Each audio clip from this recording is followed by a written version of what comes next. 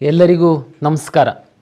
Management ಮತ್ತು NRIಗೆ ಏನು ಸೀಟ್ಗಳು ನಿಗದಿಪಡಿಸಿದೆ ಸರ್ಕಾರ, ಆ ಎರಡೂ ಕೆಟಗರಿ ಸೀಟ್ಗಳಿಗೆ ಮ್ಯಾನೇಜ್ಮೆಂಟ್ ಅವರು ಫೀಸನ್ನು ನಿಗದಿಪಡಿಸುವಂತಹ ಅಧಿಕಾರವನ್ನು ಮೆಡಿಕಲ್ ಕಾಲೇಜವರು ಹೊಂದಿದ್ದಾರೆ.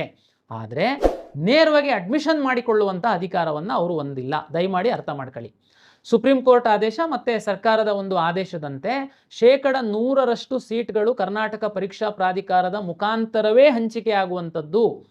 ಈಗ ನನಗೆ ಯಾಕೆ ಇದನ್ನು ನಾನು ನಿಮಗೆ ವಿಶೇಷವಾಗಿ ಒತ್ತು ಕೊಟ್ಟು ಹೇಳೋ ಪ್ರಯತ್ನ ಮಾಡ್ತಾ ಇದ್ದೀನಿ ಅಂತಂದರೆ, ಸಾಕಷ್ಟು ಪೋಷಕರು ಈಗಾಗಲೇ ತಾವು ಮೆಡಿಕಲ್ ಕಾಲೇಜ್ಗಳಿಗೆ ಓಡಾಡಲಿಕ್ಕೆ ಶುರು ಮಾಡಿದ್ದೀರಾ. ಮ್ಯಾನೇಜ್ಮೆಂಟ್ ಸೀಟ್ಗಳಿಗೆ ನಮಗೆ ಅಡ್ಮಿಷನ್ ಕೊಟ್ಬಿಡಿ, ನಾವು ದುಡ್ಡು ಕೊಟ್ಬಿಡ್ತೀವಿ ಅಂತ. ನಿಮಗೆ ಕೆಲವರು ಫೋನ್ ಮಾಡಿ ನಾವು ನಿಮಗೆ ಮ್ಯಾನೇಜ್ಮೆಂಟ್ ಸೀಟ್ ಕೊಡಿಸ್ತೀವಿ, ಬನ್ನಿ ಮಾತಾಡೋಣ ಅಂತ ನಿಮಗೆ ಕರೀತಾ ಇದ್ದಾರೆ. ಇದೆಲ್ಲ ನಮಗೆ ಮಾಹಿತಿ ಇದೆ. ನಿಮಗೆ ಯಾವ ಕಾಲೇಜವರು ನಿಮಗೆ ಖಂಡಿತ ನೀವು ಬನ್ನಿ ನಾವು ನಿಮಗೆ ಸೀಟ್ ಕೊಡ್ತೀವಿ ಅಂತ ಯಾವ ಕಾಲೇಜವರು ಹೇಳಲ್ಲ. ಯಾಕೆಂದರೆ ಎಲ್ಲ ಕಾಲೇಜವರು ಒಂದು ಮೆಡಿಕಲ್ ಕಾಲೇಜ್ ನಡೆಸ್ತಾರೆ ಅಂತಂದರೆ ಅವರಿಗೆ ಸಂಪೂರ್ಣ ಕಾನೂನು ಜ್ಞಾನ ಇರುತ್ತೆ. ಅವರಿಗೆ ಗೊತ್ತು ಮ್ಯಾನೇಜ್ಮೆಂಟು NRIದು ಫೀಸ್ ಫಿಕ್ಸ್ ಮಾಡೋ ಅಧಿಕಾರ ಮಾತ್ರ ನಮಗಿದೆ. ಸೀಟು ನೀಟ್ ರ್ಯಾಂಕ್ ಆಧಾರದ ಮೇಲೆ ಪ್ರಾಧಿಕಾರದ ವತಿಯಿಂದನೇ ಸೀಟ್ ಹಂಚಿಕೆ ಆಗುವಂಥದ್ದು ಅಂತ.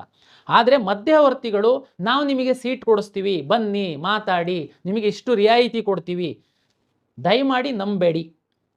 100% ಸೀಟ್ಗಳು ಪ್ರಾಧಿಕಾರದ ವತಿಯಿಂದ ಅಲಾಟ್ ಆಗುತ್ತೆ. ಈಗ ಕೆಲವರು ಹೇಳ್ತಾರೆ, ಇಲ್ಲ ನಿಮ್ಮಲ್ಲಿ ಅಲಾಟ್ ಮಾಡ್ಕೊಳ್ತಾರೆ, ಆಮೇಲೆ ಕಾಲೇಜಿಗೆ ಹೋಗ್ಬಿಟ್ಟು ಆ ಹುಡುಗ ಅಡ್ಮಿಷನ್ ಆಗಲ್ಲ, ಆ ಸೀಟು ಕಾಲೇಜಿಗೆ ಉಳಿಯುತ್ತೆ, ಅದರಲ್ಲಿ ನನಗೆ ಕೊಡ್ತಾರಂತೆ, ನನಗೆ ಅಡ್ಜಸ್ಟ್ ಮಾಡ್ತಾರಂತೆ. ನೋ, ನಿಮಗೆ ಹೇಳ್ತೀನಿ, ಕಳೆದ ವರ್ಷ 4 ರೌಂಡನ್ನು ನಾವು ಪ್ರಾಧಿಕಾರದಿಂದ ವತಿಯಿಂದ ಮಾಡಿದ್ವಿ. 4 ರೌಂಡ್ ಅಡ್ಮಿಷನ್ ಆದಮೇಲೆ 4 ವಿದ್ಯಾರ್ಥಿಗಳು 4 ಕಾಲೇಜಲ್ಲಿ ಹೆಲ್ತ್ ಗ್ರೌಂಡ್ ಮೇಲೆ ಅವರು ಕಾಲೇಜನ್ನು ಬಿಟ್ಟು ಹೋದರು. ಅವ್ರದ್ದು ನಾವು ಫೈನ್ ಹಾಕಿ ಫೋರ್ಫಿಟ್ ಮಾಡಿದ್ವಿ ಅವ್ರದ್ದು ಫೀಸು. ಜೊತೆಗೆ ಸುಪ್ರೀಂ ಕೋರ್ಟ್ ಅವರ ನಿರ್ದೇಶನದಂತೆ ಸ್ಪೆಷಲ್ ಸ್ಟೇ ವೇಕೆನ್ಸಿ ರೌಂಡ್ ಅಂತ ಮಾಡಿದ್ವಿ ನಾವು ಕಳೆದ ವರ್ಷ. ಅವಾಗ 4 ಸೀಟನ್ನು ನಾವು ತಗೊಂಡು ನಾವು ಅಲಾಟ್ ಮಾಡಿದ್ದೀವಿ ಬೇಸ್ಡ್ ಆನ್ ರ್ಯಾಂಕ್. ಇಲ್ಲಿ ರ್ಯಾಂಕ್ ಬೈಪಾಸ್ ಆಗಲ್ಲ. ನಿಮ್ಮ ರ್ಯಾಂಕ್ ಏನಿದೆ, ಎಷ್ಟು ಹುಡುಗರು ಭಾಗವಹಿಸಿದ್ದಾರೆ. ನಿಮಗೆ ಸಿಂಪಲ್ಲಾಗಿ ಹೇಳೋದಾದರೆ, ವಿಶೇಷವಾಗಿ ನಮ್ಮ ಗ್ರಾಮೀಣ ಭಾಗದ ಪೋಷಕರಿಗೆ, ನಿಮ್ಮ ಹತ್ರ ಹಣ ಇದೆ, ನೀವು ಮ್ಯಾನೇಜ್ಮೆಂಟ್ ಕಳ್ಸೋದಕ್ಕೇ ಇದ್ದೀರಾ, ನಿಮ್ಮ ಮಗುದು ರ್ಯಾಂಕು ಕಡಿಮೆ ಇದೆ. ಈಗ ಉದಾಹರಣೆಗೆ ಒಂದು 10 ಮ್ಯಾನೇಜ್ಮೆಂಟ್ ಸೀಟ್ ಇದೆ, 100 ವಿದ್ಯಾರ್ಥಿಗಳು ಹಣ ಕೊಟ್ಟು ಆ ಮ್ಯಾನೇಜ್ಮೆಂಟ್ ಸೀಟಿಗೆ ಹೋಗೋದಕ್ಕೆ ರೆಡಿ ಇದ್ದಾರೆ. ಆದರೆ 10 ಸೀಟ್ ಇದೆ, 100 ವಿದ್ಯಾರ್ಥಿಗಳು ಯಾರು ನಮ್ಮ ಕೌನ್ಸಿಲಿಂಗಲ್ಲಿ ಭಾಗವಹಿಸಿರ್ತಾರೆ, ಎಲ್ಲರೂ ದುಡ್ಡು ಕೊಡೋದಕ್ಕೇ ಭಾಗವಹಿಸಿರ್ತಾರೆ. ಯಾರು 10 ಜನ ಟಾಪರ್ಸ್ ಇರ್ತಾರೆ, ಯಾರ್ದು ನೀಟ್ ರ್ಯಾಂಕ್ ಇರುತ್ತೆ, ಅವರಿಗೆ ಮಾತ್ರ ಸೀಟ್ ಅಲಾಟ್ ಮಾಡ್ತೀವಿ. ನೀವು ಯಾವುದೇ ಬೈಪಾಸಲ್ಲಿ ನಿಮಗೆ ಮ್ಯಾನೇಜ್ಮೆಂಟ್ ಅವ್ರು ಪರಿಚಯ ಇದ್ದಾರೆ, ಅವರು ಪರಿಚಯ ಇದ್ದಾರೆ, ಇವ್ರು ಪರಿಚಯ ಇದ್ದಾರೆ, ನನಗೆ ಮೆಂಟರ್ ಹೇಳಿದ್ದಾರೆ, ಬ್ರೋಕರ್ ಹೇಳಿದ್ದಾರೆ, ಇಷ್ಟು ಕಡಿಮೆ, ನೋ, ನಂಬೇಡಿ. ಇದು 100% ನಮ್ಮಿಂದ ಅಲಾಟ್ ಆಗುತ್ತೆ. ಇದು ನಂಬೋದಾ? ಖಂಡಿತ ನಂಬಿ ಅಧಿಕೃತವಾಗಿ ನಾವು ಅಲಾಟ್ ಮಾಡೋರು ಹೇಳ್ತಾ ಇದ್ದೀವಿ. ಅಂತಿಮವಾಗಿ ಒಂದು ವಿಷಯನ ಹೇಳ್ತೀನಿ. ಈ ಡಿ ಕೆಟಗರೈಸೇಷನ್ ಅಂತ ಅನ್ನುವಂಥ ಒಂದು ಪ್ರಶ್ನೆ ತಾವು ಕೇಳಿರ್ತೀರ, ಅಲ್ಲಿ ಚರ್ಚೆ ಆಗ್ತಾ ಇರುವಂಥದ್ದು. ಎಲ್ಲ ವರ್ಗದ ಸೀಟುಗಳು ಅಭ್ಯರ್ಥಿಗಳು ಸಿಕ್ಕಿಲ್ಲ ಅಂತಂದರೆ 2ನೇ ಸುತ್ತಿನಲ್ಲೇ ಅದು ಡಿ ಕೆಟಗರೈಸೇಷನ್ ಆಗಿ ವಿದ್ಯಾರ್ಥಿಗಳಿಗೆ ಹಂಚಿಕೆ ಆಗುತ್ತೆ. ಉದಾಹರಣೆಗೆ ಮೆಡಿಕಲಲ್ಲಿ SC, ಗ್ರಾಮೀಣ ಮತ್ತು ಕನ್ನಡ ಮೀಡಿಯಂ ವಿದ್ಯಾರ್ಥಿಗಳಿಗೆ ಸೀಟು ರಿಸರ್ವ್ ಆಗಿದೆ ಅಂತ ಭಾವಿಸೋಣ ನಾವು. ಕಂಪ್ಯೂಟರಲ್ಲಿ ಫಸ್ಟು ನೋಡುವಾಗ, ಉದಾಹರಣೆಗೆ ರೂರಲ್ ಅಂತಂದರೆ ರೂರಲ್ ನೋಡುತ್ತೆ SC. SC ವಿದ್ಯಾರ್ಥಿಗಳು ಯಾರು ಸಿಕ್ಕಿಲ್ಲಪ್ಪ ಆಪ್ಷನ್ ಎಂಟ್ರಿ ಮಾಡಿರೋರು, ಆವಾಗ ಅದನ್ನು SCನಲ್ಲಿ ಯಾರಿದ್ದಾರೆ ಅವರಲ್ಲಿ ಯಾರು ಟಾಪ್ ಇದ್ದಾರೆ ಅವರಿಗೆ ಅಲಾಟ್ ಮಾಡುತ್ತೆ. ಅವರು ಸಿಕ್ಕಿಲ್ಲ, ಅದು GM. ಅದೇ ರೀತಿ ಎಲ್ಲ ವರ್ಗದಲ್ಲಿ. ಅದೇ ರೀತಿ ಉದಾಹರಣೆಗೆ ಸ್ಕೌಟ್ಸ್ ಆ್ಯಂಡ್ ಗೈಡ್ಸ್ ಇರ್ಬೋದು, ಸ್ಪೋರ್ಟ್ಸ್ ಇರ್ಬೋದು, ಡಿಫೆನ್ಸ್ ಇರ್ಬೋದು, PWD ಪರ್ಸನ್ ವಿತ್ ಡಿಸೆಬಿಲಿಟಿಗೆ ರಿಸರ್ವ್ ಆಗಿರ್ತಕ್ಕಂಥ ಸೀಟ್ ಇರ್ಬೋದು. ಇದೆಲ್ಲದೂ ಸಹ 2ನೇ ಸುತ್ತಿನಲ್ಲಿ ಕಂಪ್ಯೂಟರಲ್ಲಿ ಫಸ್ಟು ಅಲಾಟ್ ಮಾಡುವಾಗ ಆಯಾಯ ರಿಸರ್ವೇಷನ್ ಆಗಿರುವಂತಹ ವಿದ್ಯಾರ್ಥಿಗಳಿಗೆ ಅಲಾಟ್ ಮಾಡ್ತಾ ಬರುತ್ತೆ. ಅಲ್ಲಿ ವಿದ್ಯಾರ್ಥಿಗಳು ಸೀಟಿರುವಷ್ಟು ವಿದ್ಯಾರ್ಥಿಗಳು ಸಿಕ್ಕಿಲ್ಲ ಅಂತಂದರೆ ಅದು ಆಯಾಯ ಕೆಟಗರಿಗೆ ಫಸ್ಟು ಅಲಾಟ್ ಮಾಡುತ್ತೆ. ಅಲ್ಲೂ ಸಿಕ್ಕಿಲ್ಲ ಅಂತಂದರೆ ಅದು GMಗೆ ಅಲಾಟ್ ಆಗುತ್ತೆ. GM ಅಂತ ಗೊತ್ತು ನಮಗೆ, ಎಲ್ಲರೂ ಅದರಲ್ಲಿ ಎಲಿಜಿಬಲ್ ಇರ್ತೀರ GM ಅಂತಂದರೆ.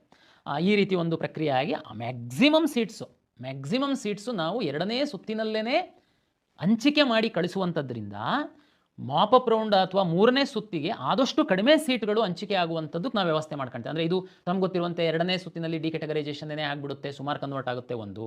ಮತ್ತು ಮಾಕ್ ರಿಸಲ್ಟ್ ಕೊಟ್ಟಾದಮೇಲೆ MCC ಮತ್ತು ರಾಜ್ಯದಲ್ಲಿ ಕೊಟ್ಟವರಿಗೆ ಕ್ವಿಟ್ ಆಪ್ಷನ್ ನಾವು ಕೊಡ್ತೀವಿ. ಅಲ್ಲಿ ಹೋದ್ಮೇಲೆ ಅದನ್ನ ಅಲ್ಲೇ ರೀರನ್ ಮಾಡಿ ಇರೋ ಸೀಟ್ಗಳೆಲ್ಲ ಅಲ್ಲೇ ಅಲಾಟ್ ಮಾಡ್ತೀವಿ. ಈ ಹಿನ್ನೆಲೆಯಲ್ಲಿ 2ನೇ ಸುತ್ತಿನಲ್ಲಿ ಹೆಚ್ಚಿನ ಸೀಟುಗಳು ಹಂಚಿಕೆಯಾಗಿ ಕಾಲೇಜಿಗೆ ಹೋಗಿ ಸೇರ್ಪಡೆ ಆಗುವ ನಿಟ್ಟಿನಲ್ಲಿ ಎಲ್ಲ ವ್ಯವಸ್ಥೆಯನ್ನು ನಾವು ಪ್ರಾಧಿಕಾರದ ವತಿಯಿಂದ ಮಾಡಿಕೊಂಡಿದ್ದೀವಿ. ಹಾಗಾಗಿ ಈಗ ತಮ್ಮ ಮುಂದೆ ಇರುವಂಥದ್ದು 2ನೇ ಸುತ್ತಿನ ಒಂದು KA ಬ್ರೋಷರ್ನ ಓದಿ ತಾಳ್ಮೆಯಿಂದ ತಾವು ಲಾಗಿನ್ ಆಗಿ ವ್ಯವಸ್ಥಿತವಾಗಿ ತಾವು ಆಪ್ಷನ್ಸ್ ರೀಅರೇಂಜ್ ಮಾಡುವಂತಹ ಒಂದು ವ್ಯವಸ್ಥೆಯನ್ನು ಮಾಡ್ತೀರಾ. ಸಮಾಧಾನವಾಗಿ ಮಾಡಿ, ಗಡಿಬಿಡಿ ಆಗಬೇಡಿ. ಹೇಗೆ ಸೀಟ್ ಅಲಾಟ್ ಆಗಿದೆ ಅನ್ನುವಂಥ ತಮಗೆ ಗೊತ್ತಾಗಿದೆ. ಮಾಕ್ ಆದಮೇಲೆ ರೀಅರೇಂಜಿಗೆ ಇರಲ್ಲ.